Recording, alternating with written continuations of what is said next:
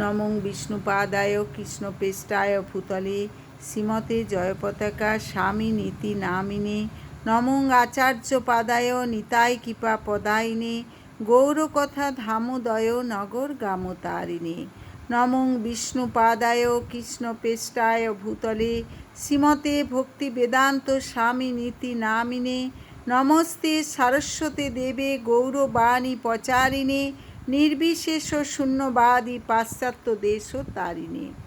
শ্রীমদ্ গীতার প্রথম অধ্যায় বিষাদ যোগের 31 নম্বর শ্লোক।